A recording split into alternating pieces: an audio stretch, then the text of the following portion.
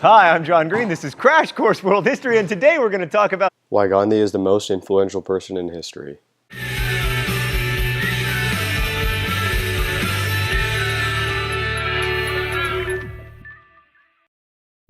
Gandhi was born on October 2nd, 1869 to a Hindu family in a coastal town located in western India. During this time, the British maintained control over India, so his family had a difficult time and were poor. He is known for having little education as he was unable to pay tuition fees and was married at the young age of 13. In 1893, he accepted a clerical job in South Africa and slowly worked his way up to his own Indian law firm.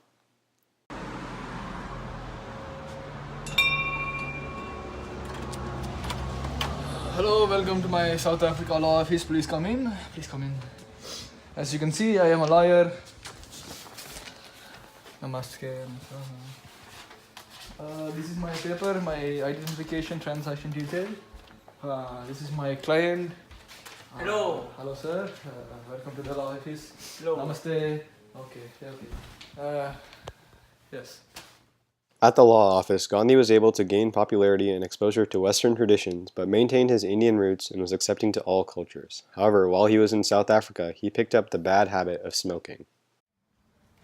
After a couple years of saving up money, Gandhi decided that he would buy a first-class train ticket to India, where he would travel and meet with family.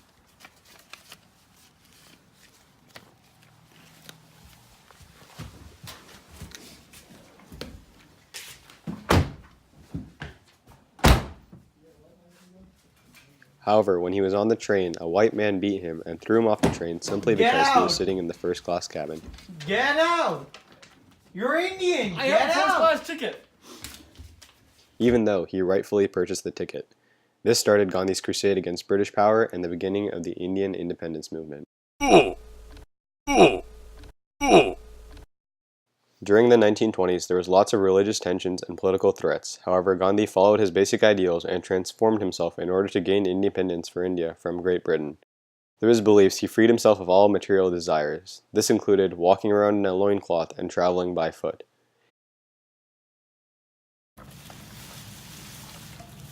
He also worked jobs that were previously done by the untouchables, such as spinning cotton. This helped him influence a wide range of societal classes in India.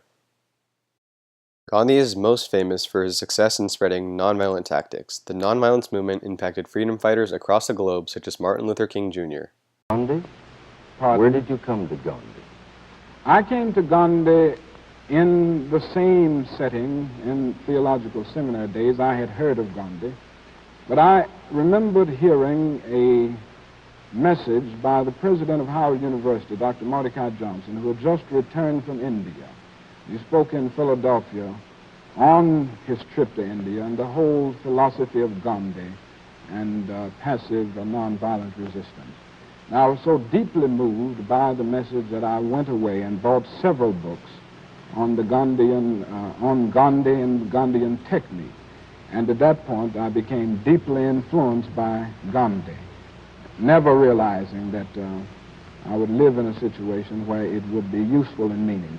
And actually used it actually would apply it in this country.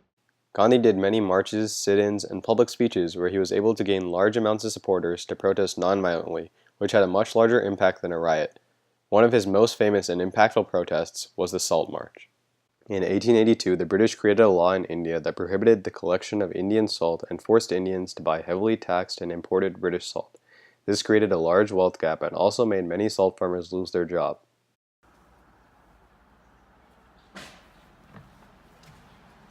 Here, have some British salt.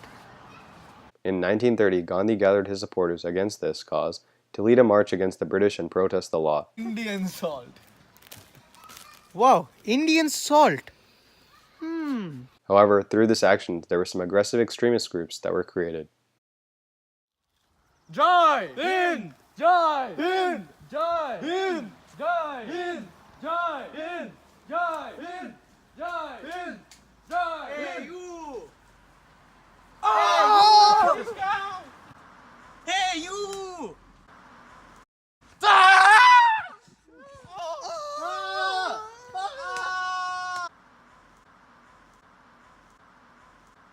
As a result, Gandhi and many of his supporters were injured and arrested, which only fueled his independence movement. The extremist groups, however, did the opposite of what Gandhi intended and began to have intense disputes based on religion and became violent. 298 frozen patties later.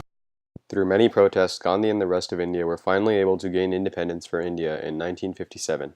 This freed them from British rule and all was good for a while. However, soon the inner battles between the Hindus and Muslims started as there was fear as which religion would maintain power.